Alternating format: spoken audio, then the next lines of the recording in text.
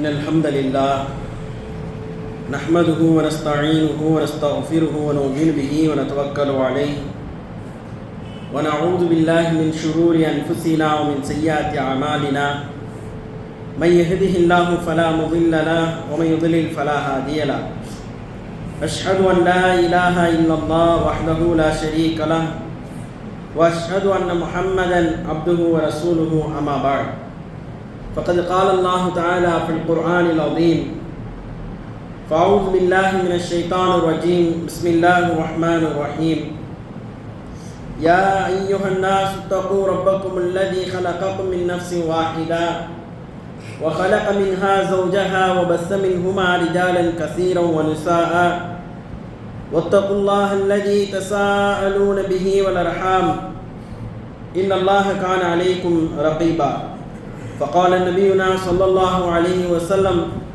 إن أصدق الحديث كتاب الله فأحسن الحديث هدي محمد وشر الأمور محدثاتها وكل محدثة بدعة وكل بدعة ضلالة وكل ضلالة في النار اللهم رب اشرح لي صدري ويسر لي أمري واحلل عقدة من لساني يفقهوا قولي எல்லாம் அல்ல அல்லாஹு தஆலாவின் நல்லடியார்களே, அல்லாஹுவின் சாந்தியும் சமாதானமும் இந்த சத்திய மார்க்கத்தை சமூகத்தில் போதிக்க வந்த நபிமார்கள், அவர்களை பின்பற்றி வாழ்ந்தவர்கள், இன்றளவிலும் நம்மோடு வாழ்ந்து கொண்டிருப்பவர்கள் அனைவர் மீதும் உண்டாவதாக என்று கூறி ஆரம்பம் செய்கின்றேன். அன்பிற்குரிய சகோதரர்களே, அல்லாஹ் ரப்புல் ஆலமீன் இந்த உலகத்தில் ஒவ்வொரு வகையான படைப்புகளையும் படைத்து அந்த படைப்புகளை நாம் அனுபவிப்பதற்காக வேண்டி அல்லாஹ் சுப்ஹானஹு வ தஆலா நமக்கு அதை நம் கண் முன்னால் கொண்டு வந்து காட்டுகின்றான். இதிலே வித்தியாசப்படும் சிலர் அவர்களுடைய பொருளாதாரத்தை அடிப்படையாக கொண்டு அதில் ஏற்றத்தாழ்வுகளை கொண்டு சில சௌகரியங்களை பெற்றுக்கொள்வார்கள். பலரிடத்திலே அது போன்ற ஒரு சூழல் கிடைக்காது. இந்த அடிப்படையை கொண்டு நாம் பார்த்தோம் என்று சொன்னால், அல்லாஹ் ரப்புல் ஆலமீன் இந்த உலகத்தை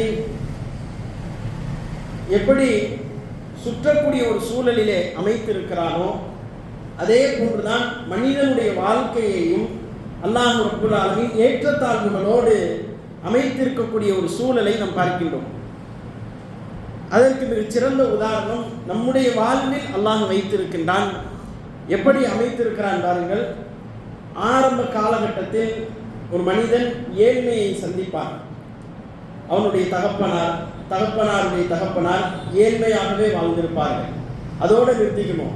தன்னுடைய வாப்பாவுடைய வாப்பா இவர்களுடைய வாழ்க்கை முறை என்ன? ஏழ்மையோடு வாழ்ந்தார்கள். இன்றைக்கு அவனுடைய வாழ்க்கை முறை என்ன? செல்வ செழிப்போடு வாழ்கின்றார். இது எவ்வளவு காலத்திற்கு போகும் அப்படின்னு சொன்னா, ஒரு உதாரணத்தை சொல்லலாம்.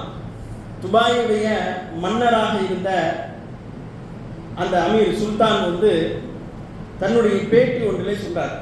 என்ன சொல்றாருன்னா, துபாய் அப்பதான் என்ன செய்யறாங்க, கெட்டி எழுப்புறாங்க. இன்னைக்கு துபாய் இருக்கக்கூடிய அந்த நிலவரமே வேற, அதனுடைய செல்வ வளங்கள் என்பது வேறு. ஆனால் துபாயை கெட்டி எழுப்பும் பொழுது அவர்கிட்ட பேட்டி கேட்கிறாங்க, வருங்காலத்தில் உங்களுடைய மகன், அதற்கு பிறகு பேரன், அதற்கு பிறகு கூட்டன், இவர்களுடைய வாழ்வியல் முறையெல்லாம் மாறிவிடும், இது போன்று ஒட்டகத்திலே பயணிக்க மாட்டார்கள் தானே அப்படிங்கிறாங்க. உடனே அவர் சொல்றாரு, இல்லை, என்னுடைய மகனுடைய வாழ்க்கை முறை மாறும்.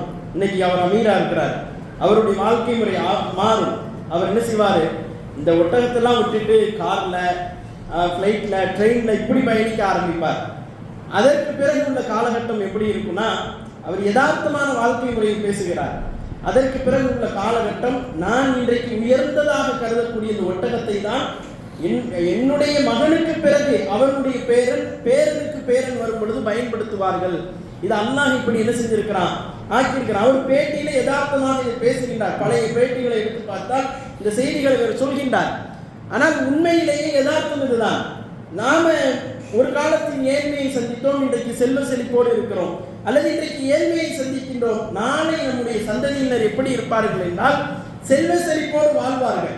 இது அல்லாஹ் ரப்புல் ஆலமீன் இதை இலகுவாக நாம் புரிந்து கொள்ளக்கூடிய வகையில் இது எல்லா விஷயத்திலையும் பொருந்தும். பொருளாதாரத்தில் மட்டும் நாம் எடுத்துக்கொள்ள வேண்டிய அவசியம் இல்லை. நீங்கள் நன்றாக பார்த்தால் மார்க்க அறிவில் கூட இது பொருந்தும், மார்க்கத்தில் கூட இது தெளிவாக பொருந்தும். தகப்பனார் முழுக்க முழுக்க ஷிர்கிலே இருக்கிறார், இணை வைப்பில் இருக்கிறார். எப்படி இணை வைப்பு? அவர்தான் சிலைகளை வடித்து கொடுக்கின்றார். மகன் அப்படியே நேர் மாற்றமாக இணை வைப்பிற்கு எதிரான கொள்கையை போதிக்கின்றான். எப்படி நமக்கு அதை உணர முடியுது? இயல்பான வாழ்க்கையிலே நாம் உணர்கின்றோம். பாப்பாவுக்கு தொழுகை கிடையாது, அவருக்கு நோன்பு கிடையாது, இஸ்லாத்தை பற்றி கேட்டால் பேச தெரியாது, சொல்ல தெரியாது. அப்படியான ஒரு வாழ்க்கை முறையிலே வாழக்கூடியவர் பாப்பா. பிள்ளை என்ன செய்யலாம்? ஆலிமாயிருக்கிறான், ஹாஃபிலாயிருக்கிறான், ஆலிம்களையும் ஹாஃபில்களையும் உருவாக்கி கொண்டிருக்கின்றான். இப்படியான வாழ்க்கை முறை என்ன செய்யுது? அப்படியே செஞ்சாவது. இதுக்கு சிறந்த உதாரணம் யார் தெரியுமா? நபி இப்ராஹிம் அலைஹிஸ்ஸலாம். பாப்பா ஆசர் சிலைகளை செய்து செதுக்கி அதை விற்பனை செய்து அதை கோவில்களுக்கு அனுப்பி அவர்கள் வணங்குவதற்கு கட்டளையிட்டு அதை முழுக்க முழுக்க பாதுகாத்து அதிலிருந்து சம்பாதிக்கக்கூடியவர் மகன் இப்ராஹிம். அப்படி நேர் மாற்றமானவர் இப்ராஹிம் அலைஹிஸ்ஸலாம், நேர் மாற்றமானவர்.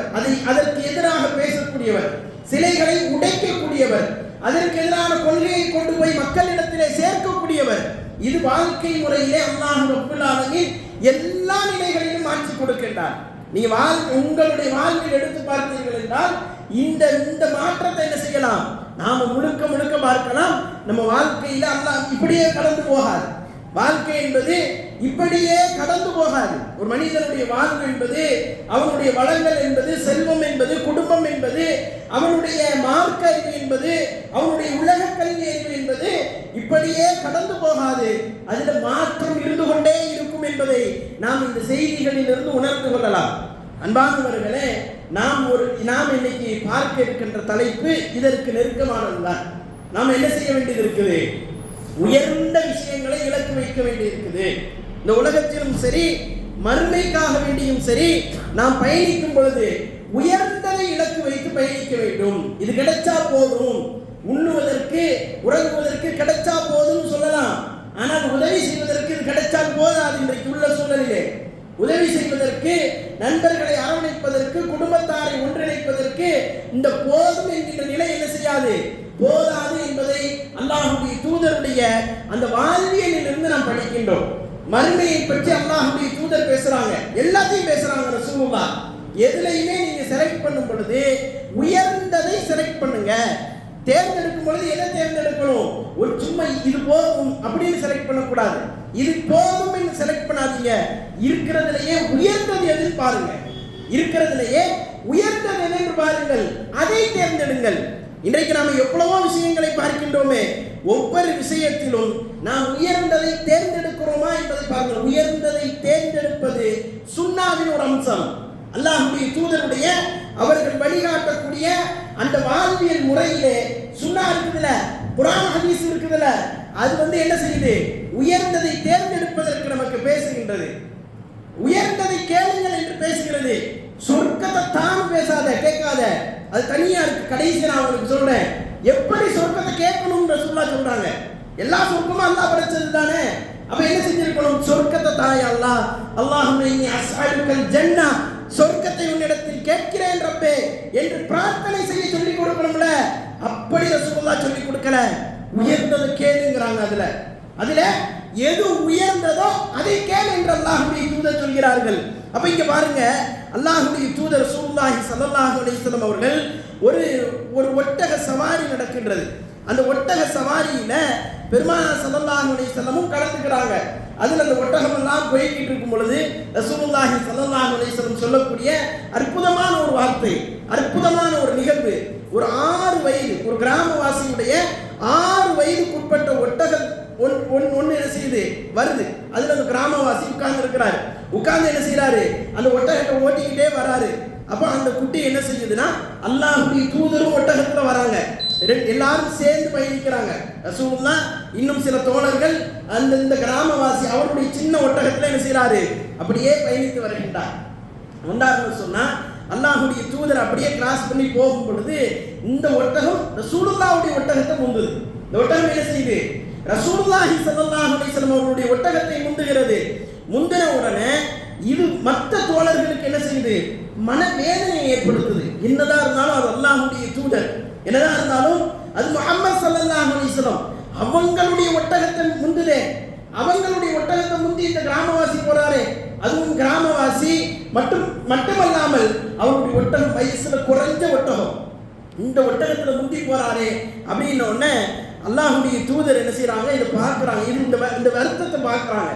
பார்த்துட்டு ரசூலுல்லாஹ் சொல்றாங்க, இந்த உலகத்துல உயர்ந்து போகின்ற எந்த பொருளாக இருந்தாலும் சரி அதை கீழே கொண்டு வருவதுதான் அல்லாஹ்வுடைய நீதி. பார்க்கிறோம்ல, எவ்வளவு பிரமாண்டங்கள் உயர்ந்து போகக்கூடிய அத்துணை பேரும் ஒரு நாள் கீழே விழுவார்கள். இது ரசூலுல்லாஹ் சொல்லக்கூடிய வார்த்தை. உயர்ந்து போற எல்லாம் ஒரு நாள் கீழே விழுவோம். அது என்னைக்கு வேணாலும் நடக்கும். அதனால உயர்ந்ததை இலக்கு வைக்கணும். உயர்ந்ததை ஏன் இலக்கு வைக்கணும்? அப்படி இலக்கு வச்சா எல்லாரும் உயர்ந்ததை விரும்பினா யாருக்கு தான் உயர்ந்தது கிடைக்கும்? யாராவது 5 பேர் கீழே இருக்கணும்ல அப்படின்னு நினைக்கிறோம்ல, உயர்ந்தும் ஒரு நாள் கீழே வருவான். இது ரசூலுல்லாஹி ஸல்லல்லாஹு அலைஹி வஸல்லம் சொல்றாங்க, உயர்ந்து போற எந்த பொருளாக இருந்தாலும் சரி அது கீழே வரும். அப்படின்னா அர்த்தம் என்ன? கீழே உள்ள எல்லாம் ஒரு நாள் மேலே போகும், உயர்ந்த இடத்தை அடையும், உயர்ந்த பதவிகளை அடையும், உயர்ந்த தரஜாக்களை அடையும். மறுமைக்கு பொருந்தா, அந்த உலகத்துக்கு மட்டும் அது பொருந்தும். அப்ப ரசூலுல்லாஹி ஸல்லல்லாஹு அலைஹி வஸல்லம் இத அழகா என்ன செய்றாங்க? கொண்டு வராங்க. ஏன் ஒட்டகம் முண்டலாமா அப்படின்னு காரணம் பண்ணல, நானும் மனுஷன் தான். ஏன் ஒட்டகமும் ஒட்டகம் இப்படி படைக்கப்பட்டதோ அதே போன்று படைக்கப்பட்டதுதான். ஒரு நாள் அதுவும் என்ன செய்யும்? தோல்வி அடையும் என்பதை அல்லாஹ்வுடைய தூதர் உணர்த்துகின்றார்கள். அந்த இடத்துல சஹாபாக்களுக்கு உணர்த்துகின்றார்கள். இப்படி அல்லாஹ்வுடைய தூதருடைய வாழ்வில உயர்வுக்கான அந்த செய்திகள் என்று அடுத்தடுத்து நாம் எடுத்து பார்த்தோம் என்று சொன்னால் பல செய்திகளை சொல்றாங்க. உயர்ந்ததை நாம விரும்பணும், உயர்ந்ததை அல்லாஹ்விடத்தில் கேட்கணும், சும்மா ஏனோ தானும் பிரார்த்தனைகளை செய்யக்கூடாது என்பதற்கு பல செய்திகளை நாம் ஹதீஸ்கள்ல பார்க்கிறோம். அல்லாஹ்வுடைய தூதர் சொல்றாங்க, நீங்கள் நன்மை செய்தாலும் சரி அதுல உயர்ந்தது எதுன்னு செலக்ட் பண்ணி செய்யுங்க. நீங்க செய்யக்கூடிய நன்மை இருக்குது, நீங்க செய்யக்கூடிய சதக்கா இருக்குது, அதுல உயர்ந்தது எது என்று பாருங்கள் என்று அல்லாஹ்வுடைய தூதர் வழிகாட்டுகிறார்கள். அப்படி அல்லாஹ்வுடைய தூதர் சொல்லும் பொழுது 40 நல்ல காரியங்கள் உண்டு, 40 நல்ல காரியங்கள் உண்டு. அவற்றில் ஒன்றை அதன் நன்மையை நாடியும் அதற்கென வாக்களிக்கப்பட்டுள்ளதை உண்மை என நம்பியும் ஒருவர் கடைபிடித்து நடப்பார் என்று சொன்னால் அதன் காரணத்தால் அவரை அல்லாஹ் சொர்க்கத்திலே புகுத்துவான் அப்படின்னு சொல்லிட்டாங்கல்ல. 40 நல்ல காரியம்னு சொல்லிட்டாங்கல்ல, அதோட விடணுமா இல்லையா? ரசூலுல்லாஹ் அதோட விடல. 40 நல்ல காரியம்னு சொல்லிட்டு அல்லாஹ்வுடைய தூதர் என்ன சொல்றாங்க? அதுல உயர்ந்தது என்ன தெரியுமா அப்படின்னு கொண்டு வராங்க. அப்ப எல்லா காரியங்களிலும் உயர்ந்தது என்று ஒன்று இருக்கிறது. நாம நினைக்கிற மாதிரி உயர்ந்தது இல்லாம கிடையவே கிடையாது. உயர்ந்ததை விரும்ப வேண்டாம் மார்க்கம் எங்கேயும் சொல்லவே இல்லை. உயர்ந்ததை விரும்புங்க, உயர்ந்ததை செய்யுங்க, உயர்ந்ததை கேளுங்க நல்லா கட்டளையிடுறான். ரசூலுல்லாஹ் சொல்லி தராங்க. இதுல சொல்றாங்க, அவற்றில் மிக உயர்ந்தது எது தெரியுமா? பெட்டை வெள்ளாட்டை பாலுக்காக இரவல் கொடுப்பது அப்படிங்கிறாங்க. சதக்கால 40 நல்ல காரியங்கள் இருக்குது. அதுல மிகச்சிறந்தது என்ன தெரியுமா? ஒரு பொட்டை ஆட்டை பிடிச்சி, வெள்ளாட்டுல ஒரு பொட்டை ஆட்டை பிடிச்சி அதை பாலுக்காக வேண்டி இரவல் கொடுக்கிறது. என்னவா இது உயர்ந்தது என்று அல்லாஹ்வுடைய தூதர் அவர்கள் இந்த இடத்துல நமக்கு சொல்லி காண்பிக்கின்றார்கள். அப்ப உயர்ந்ததை குறித்து அல்லாஹ்வுடைய தூதர் அவர்கள் உயர்வானதை விரும்பணும், உயர்வானதை அல்லாஹ்விடத்தில் கேட்கணும், உயர்வான எண்ணங்களை ஒரு மூமின் கொள்ள வேண்டும் என்பதை அல்லாஹ்வுடைய தூதர் என்ன செய்யறாங்க? நமக்கு ஆங்காங்கே வலியுறுத்துகிறார்கள். நமக்கு நிலை என்ன தெரியுமா? எல்லாவற்றிலும் எதிர்மறையான சிந்தனைகளை கொண்டு இருக்கிறோம். இது அப்படி ஆயிருமோ, அது இப்படி ஆயிருமோ, நாம போகக்கூடிய இந்த பயணம் இப்போ ஒன்றும் முடியாம போயிருமோ அப்படின்னு என்ன செய்யறோம்? எல்லாவற்றிலும் எதிர்மறை சிந்தனைகளை வைத்து இருக்கின்றோம். அது என்ன செய்யுது? அந்த அந்த சிந்தனைக்கு ஏற்ப ரசூலுல்லாஹ் சொல்றாங்கல்ல, இன்னமல் அமாலு பின்னியாத் அப்படிங்கிறாங்களே, நிச்சயமாக செயல்கள் அனைத்தும் எண்ணங்களை கொண்டுதான். என்ன நினைக்கிறியோ அதை செய்யற அப்படிங்கிற அந்த உபதேசம் இருக்குது. என்ன நினைக்கிறோமோ அதை செய்யறோம், என்ன நினைக்கிறோமோ அதை செய்யறோம். நாம செய்யக்கூடிய அந்த காரியங்கள் நம்முடைய எண்ணத்தை பொறுத்து அமைக்கப்படுகிறது. இது அல்லாஹ்வுடைய தூதருடைய பொன்மொழியா இல்லையா? அப்ப நாம அதுல கவனம் கொள்ள வேண்டும். என்னன்னா, நாம நினைக்கக்கூடிய அந்த எண்ணங்கள் மிக உயர்வானதாக இருக்க வேண்டும். அப்ப நம்ம உயர்ந்ததை செய்ய ஆரம்பிப்போம். இன்னைக்கு சர்வ சாதாரணமாக மிக மிக இலகுவாக நாம் ஒரு மனிதனை குறித்து எண்ணக்கூடிய எண்ணங்கள் குறைவானதாக மட்டமானதாக இருப்பதற்கு காரணம் என்ன? நம்ம எண்ணம் அப்படி இருக்குது. அவனை ஏன் அப்படி நடத்துகிறோம்? ஒருத்தனை அடிமை போன்று ஏன் நடத்துகின்றோம்? ஒருத்தனை மோசமாக நடத்துவதற்கு காரணம் என்ன? நம்ம எண்ணம் சரியில்லை. நாம் ஏன் பொது சமூகத்திலே மிக மோசமாக நடந்து கொள்கின்றோம்? உண்ணுவதிலும் உறங்குவதிலும் விட்டுக் கொடுப்பதிலும் பழகுவதிலும் மோசமாக நடப்பதற்கு காரணம் என்ன?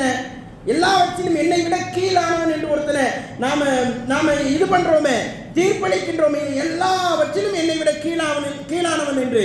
அதுக்கு காரணம் என்ன? நம்ம எண்ணம் சரியில்லை. அப்ப உயர்ந்த எண்ணங்களை வைத்திருப்பவர்கள் தான் அந்த உயர்ந்த செயல்பாடுகளை வெளிப்படுத்துகின்றார்கள். அப்ப நாம் என்ன செய்யணும்? எண்ணங்களை உயர்வானதாக அமைத்துக் கொள்ள வேண்டும். அல்லாஹ்வுடைய தூதர் சொல்றாங்கல்ல, உயர்வை குறித்து அல்லாஹ்வுடைய தூதர் பேசும் பொழுது எது உயர்ந்தது தெரியுமா? வாங்குற கையை விட கொடுக்கிற கை தான் உயர்ந்தது. வாங்குற கையை விட கொடுக்கிற கை தான் உயர்ந்தது. யாராவது எதையாவது தருவார்களா, நம்முடைய வாழ்க்கையை கழிக்கலாமா என்று நாம் கடந்து செல்லும் காலம் எல்லாம் அப்படித்தான் அல்லாஹ் வாழ வைப்பார். நாம கொடுக்கணுங்கிற அந்த எண்ணம் இருக்குதே, அது என்ன செய்யும்? அந்த உயர்வான எண்ணம் நம்மை கொடுக்க வைத்துக் கொண்டே இருக்கும். நீங்க என்னைக்கு கையை, அல்லாஹ்வுடைய தூதர் சொல்றாங்க, நீங்க கையை கட்டுற வரைக்கும், காலையில எழுந்த உடனே 2 மாணவர்கள் வருவார்கள். நீங்க உங்களுடைய பணத்தை முடித்து வைத்துக் கொண்டால் அவர்கள் உங்களுக்கு எதிராக பிரார்த்தனை செய்வார்கள். எப்படி பிரார்த்தனை? யா அல்லாஹ், இவனுக்கு எதையும் கொடுக்காத. நீங்க சதக்கா செய்தால் அவர்கள் பிரார்த்தனை செய்வார்கள், யா அல்லாஹ், இவன் வழங்குகின்றான், இவனுக்கு நீயும் வழங்கு என்று பிரார்த்தனை செய்வார்கள். அப்ப இது உயர்வான எண்ணங்களின் அடிப்படையிலே செய்யப்படக்கூடிய செயல்பாடுகள் என்பதை நாம் என்ன செய்யணும்? ஞாபகத்தில் வைத்துக் கொள்ள வேண்டும். ரசூலுல்லாஹி ஸல்லல்லாஹு அலைஹி வஸல்லம் என்ன செய்றாங்க? அதை எல்லா இடங்களையும் பரவலாக நமக்கு சொல்கின்றார்கள். அதுல முக்கியமானது என்ன? சொர்க்கம். சொர்க்கம் மிக மிக முக்கியமானது. அல்லாஹ் ரப்புல் ஆலமீன் ஆரம்பத்தில் சொன்ன மாதிரி எங்கேயுமே சொர்க்கத்தை கேளு அப்படின்னு வெறும் மொட்டையா மட்டும் ரசூலுல்லாஹ் சொல்லி விட்டுட்டு போல. அல்லாஹும்ம இன்னி அஸ்அலுக ஃபில் ஜன்னா, சொர்க்கத்தை எனக்கு தா யா அல்லாஹ், சொர்க்கத்தை எனக்கு கொடு யா அல்லாஹ் அப்படின்னு நீங்க பிரார்த்தனை செய்யக்கூடாது. எப்படி செய்யணும்? சொர்க்கத்துல உயர்ந்த சொர்க்கத்தை கொடு யா அல்லாஹ். அது என்ன உயர்ந்த சொர்க்கம்? ரசூலுல்லாஹி ஸல்லல்லாஹு அலைஹி வஸல்லம் சொல்றாங்க, ஒரு மனிதன் அல்லாஹ்வையும் அல்லாஹ்வுடைய தூதரையும் நம்பிக்கை கொண்டு, நல்லா கவனிங்க, ஒரு மனிதன், இந்த சப்பு சரி செஞ்சிருங்க, முன்னாடி தள்ளி வந்துருங்க. ஒரு மனிதன் என்ன செய்யறான்? அல்லாஹ்வை நம்பிக்கை கொண்டிருக்கின்றான், தூதரை நம்பிக்கை கொண்டிருக்கின்றான், தொழுகையை நிலைநாட்டுகின்றான், ரமலானிலே நோன்பு வைக்கின்றான். இந்த மனிதரை அல்லாஹ் சொர்க்கத்தில் புகச் செய்வது அவன் மீது கடமையாகிவிட்டது அப்படின்னு சொல்லிட்டு ரசூலுல்லாஹி ஸல்லல்லாஹு அலைஹி வஸல்லம் அவர்கள் சொல்றாங்க, அவர் இறைவழியில் அறப்போர் புரிந்தாலும் அல்லது அவர் பரந்த பூமியிலே அமர்ந்து கொண்டாலும், போருக்கே செல்லாமல் இருந்தாலும் சரி, அல்லாஹ் அவனுக்கு சொர்க்கத்தை கொடுப்பான். இறை தூதர் அவர்களே, நாங்கள் மக்களுக்கு இந்த நற்செய்தியை அறிவிக்கலாமா என்று சஹாபாக்கள் கேட்கிறார்கள். ரசூலுல்லாஹி ஸல்லல்லாஹு அலைஹி வஸல்லம் சொல்றாங்க, சொர்க்கத்திலே 100 படித்தரங்கள் இருக்கிறது. அவற்றை அல்லாஹ் தன்னுடைய பாதையிலே அறப்போர் புரிபவர்களுக்காக வேண்டி தயார்படுத்தி வைத்திருக்கின்றான். 2 படித்தரங்களுக்கு இடையே உள்ளது. 2 படித்தரம், 100 படித்தரம் சொன்னா அந்த 100 படித்தரங்கள்லையும் ஒவ்வொரு படித்தரத்துக்கும் இன்னொரு படித்தரத்திற்கும் உண்டான அந்த வித்தியாசம் இருக்குது. இது ஒரு சொர்க்கம் வைங்க, இன்னொரு சொர்க்கம். இது 2க்கு மத்தியில் உள்ள வித்தியாசத்தை அல்லாஹ்வுடைய தூதர் எப்படி சொல்றாங்க தெரியுமா? 30 மைல்கள் அதற்கு வித்தியாசம் இருக்கும். 2 படித்தரங்களுக்கும் இடையே உள்ள வித்தியாசம் என்னன்னா 30 மைல் அல்ல, வானத்திற்கும் பூமிக்கும் மத்தியில் உள்ள வித்தியாசம். எவ்வளவு வித்தியாசம்? இந்த சொர்க்கத்திலிருந்து இந்த சொர்க்கத்துக்கு போகணும்னா வானத்திலிருந்து பூமிக்கு வந்தா எவ்வளவு வித்தியாசம்? இதான் வித்தியாசம், ஒரு சொர்க்கத்துக்கும் இன்னொரு சொர்க்கத்துக்கும். இப்படி அல்லாஹ் 100 சொர்க்கத்தை படைத்திருக்கிறானா சொல்லிட்டு ரசூலுல்லாஹி ஸல்லல்லாஹு அலைஹி வஸல்லம் இன்னொரு நபி மொழியில சொல்றாங்க, நீங்கள் அல்லாஹ்விடத்திலே கேட்டால் சொர்க்கத்திலே உயர்ந்த சொர்க்கமான ஜன்னத்துல் ஃபிர்தௌஸை அல்லாஹ்விடத்திலே கேளுங்கள். சொர்க்கத்திலே உயர்ந்த சொர்க்கம் எது? முதல் தகுதி எது? ஜன்னத்துல் ஃபிர்தௌஸ் தான். டைரக்டா சொர்க்கம். எல்லாருக்கும் சொர்க்கம் உண்டு. யார் அல்லாஹ்வை அணு அளவு நம்பி இருக்கின்றானோ அத்துணை பேருக்கும் அல்லாஹ் சுவனத்தை கொடுப்பான். ஆனால் சொர்க்கத்தில் உயர்ந்த சொர்க்கத்தை கொடுப்பானா என்றால் எல்லாருக்கும் கிடையாது. எல்லாருக்கும் கிடையாது, சொர்க்கம் கிடையாது. நம்ம என்ன வைக்கிறோமே, நமக்கு அது வேண்டும் இது வேண்டும், அது அடையணும் இது அடையணும் ஆசை வைக்கிறோமே, வியாபாரத்தில் பொருளாதாரத்தில், அதே போன்று நம்முடைய கல்வி அறிவில், மார்க்க அறிவில், நம்முடைய உலக வாழ்வில் ஒவ்வொரு தரஜாக்களையும் ஒவ்வொரு பதவிகளையும் அடைய வேண்டும் என்று நாம் ஆசைப்படுகிறோமே, அதுல உயர்ந்ததை கேட்க சொல்லிக் கொடுத்தார்கள். அதே போன்றுதான் சொர்க்கத்திலே உயர்ந்ததை கேட்க அல்லாஹ்வுடைய தூதர் சொல்லிக் கொடுத்தாங்க. என்ன சொர்க்கம்? ஜன்னத்துல் ஃபிர்தௌஸை அல்லாஹ்விடத்திலே கேளுங்கள். கேட்டால் ஜன்னத்துல் ஃபிர்தௌஸை கேளுங்கள். அல்லாஹ் ரப்பல் ஆலமீன் அதை ஜன்னத்துல் ஃபிர்தௌஸை உயர்ந்த சொர்க்கமாக படைத்து வைத்திருக்கிறான்.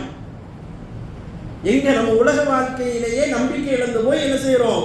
அல்லாஹ்விடத்துல கேட்கக்கூடிய பிரார்த்தனை எல்லாம் பார்த்தீங்கன்னா மிக மிக இதெல்லாம் அல்லாஹ் செய்ய முடியுமா அப்படின்னு சந்தேகத்திலேயே பிரார்த்தனை செய்யக்கூடிய சூழலை பார்க்கின்றோம். இதெல்லாம் அல்லாஹ் தந்துருவானா?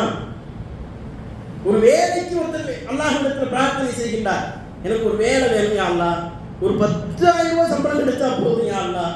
அது இது பாருங்க. ஆனால் அவருடைய குடும்ப தேவை எவ்வளவு இருக்கும்? 30,000 ரூபாய் 40,000 ரூபாய் இருக்கும். அவர் பிரார்த்தனை செய்யறது என்ன? இது தந்தாலே எனக்கு போதும். ஏன் அவ்வளவு ஒருமையில் இருக்கிறார்? அவருடைய மனநிலையிலிருந்து பிரார்த்தனை செய்கின்றார். ஆனால் இப்ராஹிம் அலைஹிஸ்ஸலாம் எங்க இருந்து பிரார்த்தனை செஞ்சாங்க தெரியுமா?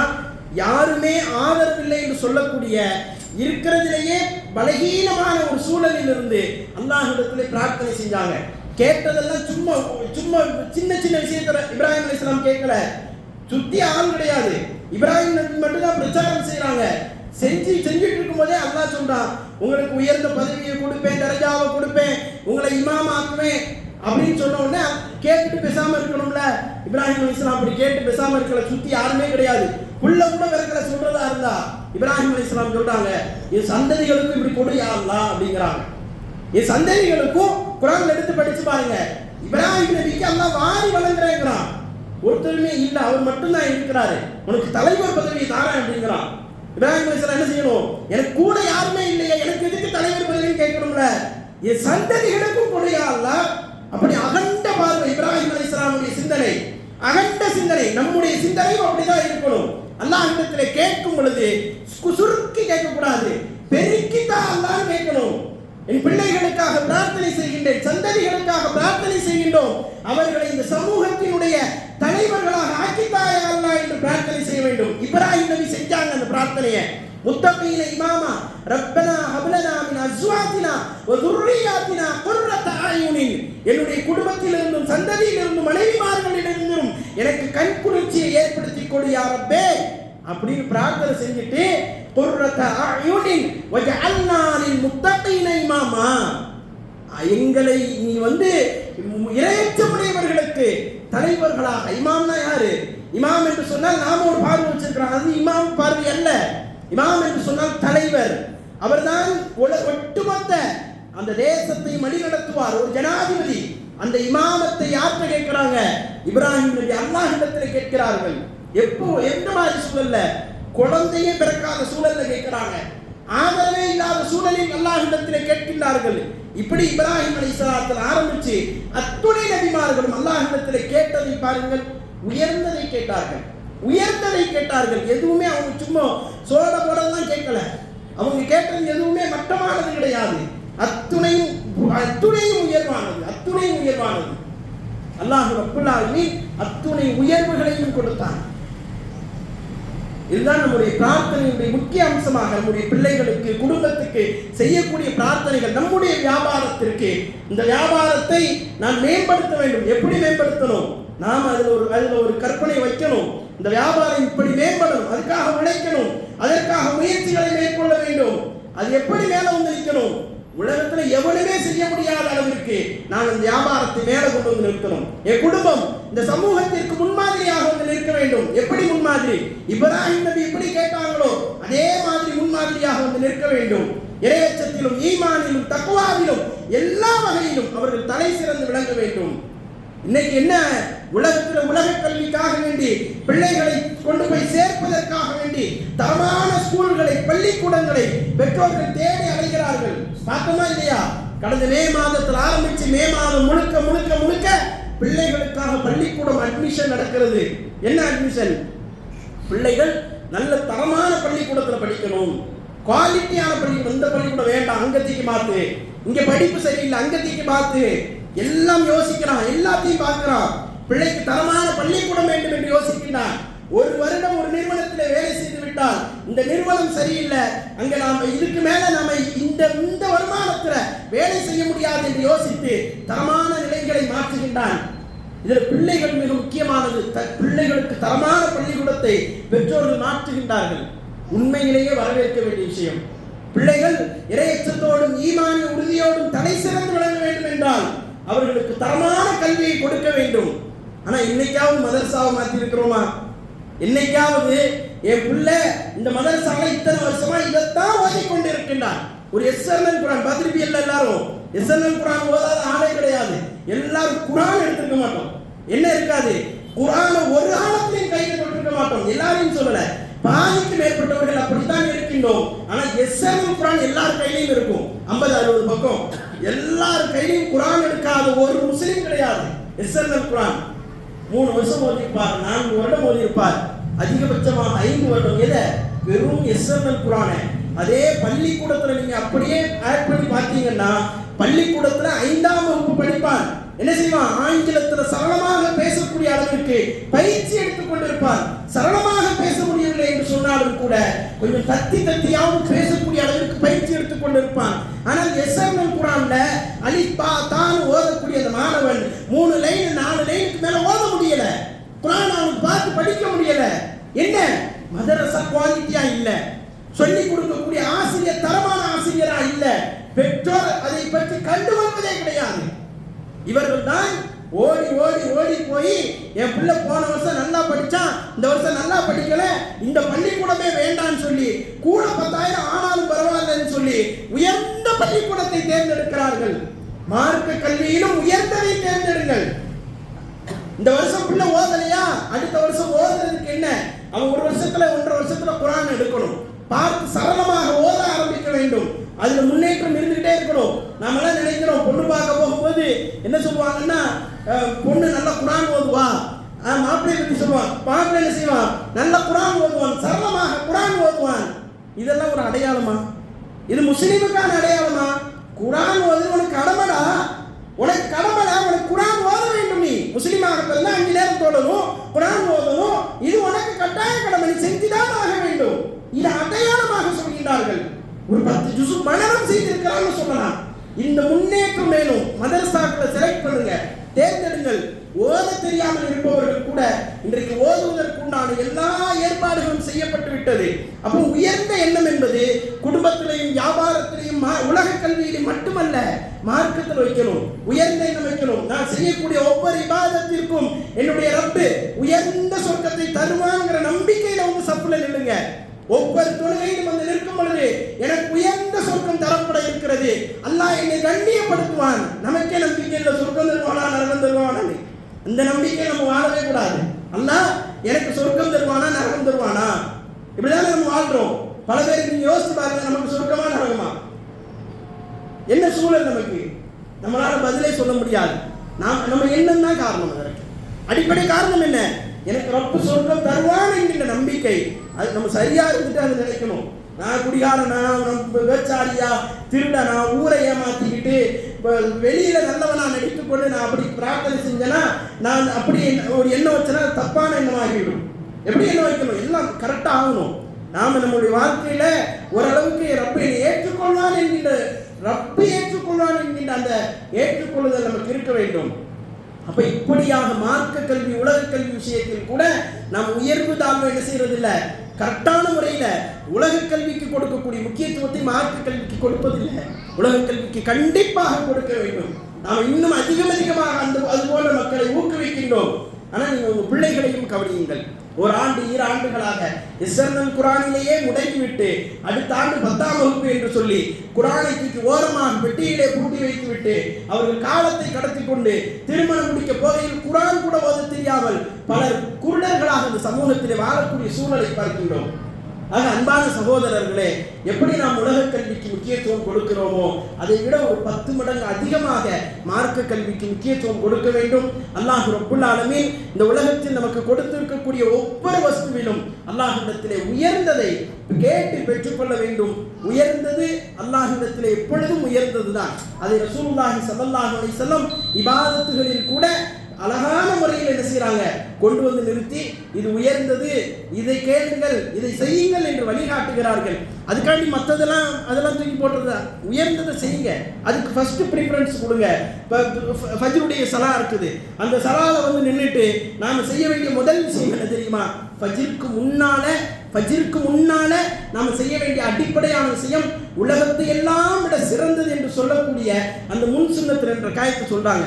உங்களுக்கு ஒரு விஷயம் தெரியுமா? அல்லாஹ்வுடைய தூதர் மௌத்தா போக போறாங்க. மௌத்தா போகக்கூடிய அந்த நேரத்துல அல்லாஹ்விடத்துல துஆ செய்றாங்க. செஞ்ச அந்த பிரார்த்தனை தெரியுமா? கடைசி வார்த்தை முஹம்மது ஸல்லல்லாஹு அலைஹி வஸல்லத்துடைய கடைசி வார்த்தை. அவர்கள் மரணிக்க போகிறார்கள். அப்ப அல்லாஹ்விடத்தில் கேட்கிறார்கள், யா அல்லாஹ், மறுமை நாளிலே உயர்ந்தவர்களோடு என்னை எழுப்பு. அல்லாஹ்வுடைய தூதருடைய பிரார்த்தனை. உயர்ந்தவர்கள் யார்? அது அல்லாஹ் முடிவு செய்வான். அல்லாஹ்வுடைய தூதர் கேட்டிருக்கலாம், ஏ சஹாபியில இவர் இருந்தார், அவர் இருந்தார், அவரோட எழுப்பு. உன்னுடைய நபிமார்கள்ல இவர்கள் இருந்தார்கள், அவர்கள் இருந்தார்கள், அவர்களோடு எழுப்பு. பின்னால் வரக்கூடிய இந்த சந்ததியோடு எழுப்பு, அல்லது என்னுடைய குடும்பத்தாரோடு எழுப்பு என்று ரசூலுல்லாஹ் துஆ செய்திருக்கலாம். ஆனா அப்படி செய்யல. உயர்ந்தவர்களோடு எழுப்பு, உயர்ந்த தோழர்களோடு எழுப்பு. எல்லாத்திலையும் அல்லாஹ்வுடைய தூதர் ஃபர்ஸ்ட் உள்ளதெல்லாம் செலக்ட் பண்ணாங்க. நாமும் நம்முடைய வாழ்க்கையில் எல்லா அம்சங்களிலும் எது முதன்மையானதோ அதை செலக்ட் பண்ணி அல்லாஹ்விடத்தில் அதை கேட்போம். அல்லாஹ் ரப்புல் ஆலமீன் நம்ம எல்லாவற்றிலும் சிறந்ததை தந்து மறுமையிலும் சிறந்த சொர்க்கமான ஜன்னத்துல் ஃபிர்தௌஸில் எழுப்புவானாக என்று கூறி முதல் முறையை நிறைவு செய்கின்றேன்.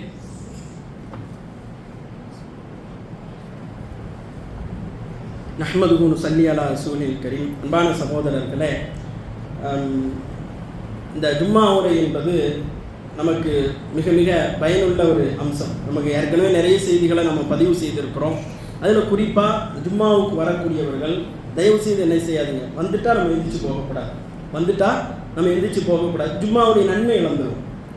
இந்த ஜும்மாங்கிற அவர் இருக்குல்ல, இதுவும் தொழுகையும் சேர்ந்து தான் ஜும்மா. இது இல்லாமல் வெறும் தொழுகை மட்டும் ஜும்மா இல்லை. அதே மாதிரி ஜும்மாவுக்கு வரக்கூடியவர்கள் என்ன செய்யுங்க, கரெக்டாக இமாம் மிம்பரில் ஏறுறதுக்கு முன்னால், அதாவது முஅத்தின் பாங்கு சொல்வதற்கு முன்னால் பள்ளிவாசலுக்குள்ளே என்ன செய்யணும், அசம்பிள் ஆகணும். நாம் பள்ளிவாசலுக்குள்ளே உட்கார்ந்து இருக்க வேண்டும். நீங்கள் அதனால ஒன்றும் பிரச்சனை இல்லைன்ட்டு நீங்கள் தாமதமாக வந்தீர்கள் என்று சொன்னால் அதற்கென்று அல்லாஹ் சில வானவர்களை நியமித்திருக்கிறான். அவங்க அந்த வாசலில் நிற்பாங்க. எந்த பள்ளிவாசல் போனாலும் சரி 2 வானவர்கள் அந்த வாசலில் நிற்பாங்க, பதிவு செய்வாங்க. அப்துல்லா, அப்துல் ரஹ்மான், அப்துல் ரஹீம் வந்துட்டாங்க, பாங்கு சொல்லிட்டாரா மூடி வச்சுட்டு அவங்க பாட்டில் போய் உட்கார்ந்து உரையை கவனிக்க ஆரம்பிப்பார்கள். கவனிக்க அந்த வார்த்தையை அந்த வானவர்களும் சேர்ந்து இங்கே உட்கார்ந்து அந்த உரையை கவனிக்க ஆரம்பிப்பார்கள் அப்படின்னு ரசூலுல்லாஹி ஸல்லல்லாஹு அலைஹி வஸல்லம் சொல்றாங்க. அப்போ லேட்டாக வர்றவங்க பேர் அதில் இருக்காது, அந்த பேர் அந்த பதிவேட்டில் இருக்காது. ஆகையால் இந்த தாமதமாக வரக்கூடிய சகோதரர்கள் ஜும்மாவுக்கு வந்துட்டு அந்த ஜும்மாவில் இந்த ஃபோனை பார்க்கறது அல்லது இன்ன பிற காரியங்களில் ஈடுபடுறது, பக்கத்தில் உள்ள ஆட்கிட்ட பேசுறது, இது போன்ற செயல்களில் ஈடுபடக்கூடிய சகோதரர்கள் அதை தவிர்த்து கொண்டு ஜும்மாவிற்கு முடிந்த அளவிற்கு சீக்கிரமாக வந்து பள்ளிவாசலிலே உங்களுடைய வருகையை பதிவு செய்யுங்கள். அல்லாஹ் ரப்புல் ஆலமீன் கேட்ட உரைகளை நம்முடைய காதுகளிலே நினைவுகளிலே நினைவில் நிறுத்தி நாம் செயல்படக்கூடிய பாக்கியத்தை உங்களுக்கு எனக்கும் ரப்புல் ஆலமீன் தந்தல் புரிவானாக. அகூலு கௌலி ஹாதா அஸ்தக்ஃபிருல்லாஹ் லி வ லக்கும். அஸ்ஸலாமு அலைக்கும் வ ரஹ்மத்துல்லாஹி வ பரகாத்துஹு.